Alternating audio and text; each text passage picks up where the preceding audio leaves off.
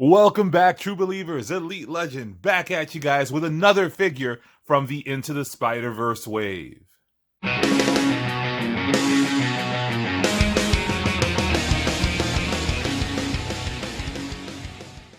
Now we are looking at figure number 2 from the Spider-Man Into the Spiderverse Stilt-Man Build-A-Figure wave. Try to say that 3 times fast. Now, we've already reviewed Miles Morales. He came with the shoulder piece for Stilt-Man. And now today we're taking a look at Gwen Stacy, whom comes with the torso and a Spider-Ham accessory. Excited to get this out of the package. Now on the 360 display, we see the alternate universe version of Gwen Stacy, in which she is actually the Spider-Man or Spider-Woman. There we see the black and white costume, the ballet slippers. This is pulled straight out of the Into the Spider-Verse movie.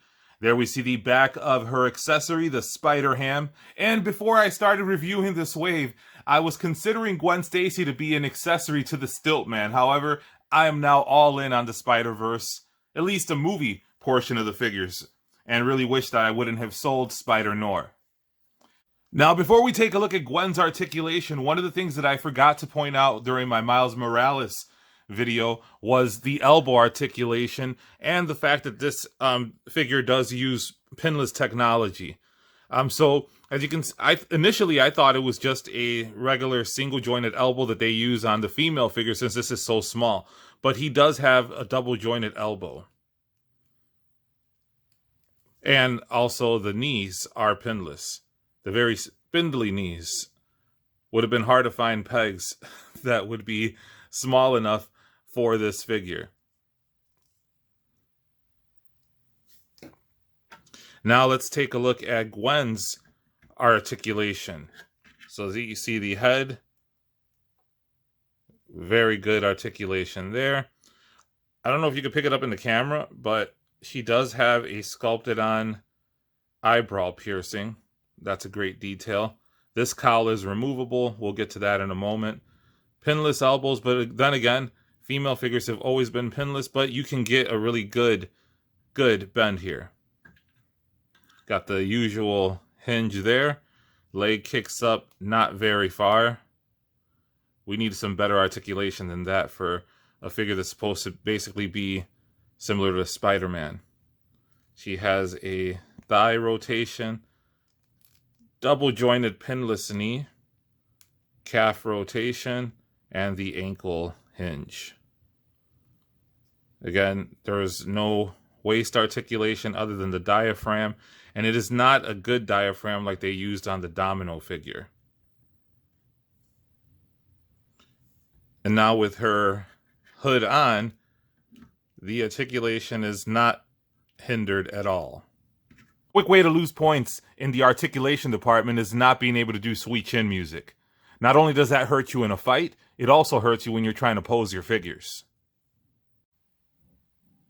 Coming into this video, I thought the Gwen Stacy figure shared the same body type that Hasbro likes using for their teenage type figures. However, it is an upgraded version.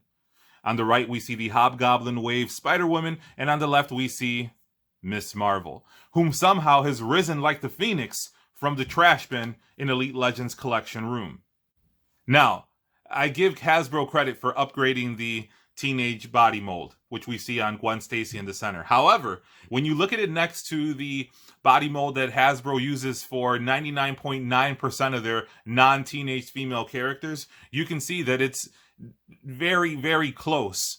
And when you look at it on an adult figure, which is supposed to represent a female superhero, it's not cutting it. It looks emaciated. The head is way too big, which is often the case with the figure since the body is so small and the proportions are ridiculous. If you look at the figure on the left, we see the Rogue figure, which uses the Moonstone body, which was previously retired because it offended the sensibilities of the folks over at Disney and Hasbro. Here we see Miles and Gwen with their masks on. Would have been nice if Miles would have had a cowl that's removable so that he can have a hooded look just like Gwen. Now I know what you guys were wondering. Does the Spider-Man head fit on the Kingpin? Unfortunately, it does not. Kingpin's peg is too big.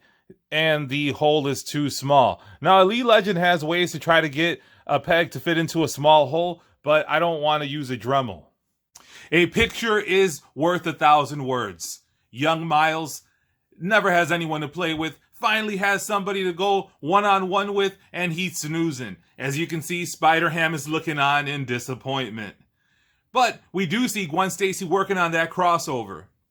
Now, overall, this is not a bad figure. You need her to complete your Spiderverse wave. You also need her to build Stilt-Man. Speaking of Stilt-Man, this is the piece that comes with the figure. It is the torso. So we're going to be building this guy in the videos to come. Still have 4 more to go. Let me know in the comments below. Are you building the Stilt-Man figure? Are you picking up this Gwen Stacy figure? Drop a like, drop a dislike. Hit the subscribe button if you haven't already done so. Hit the notification bell so you can be alerted to all of Elite Legends' next videos. And until next time, make mine Marvel.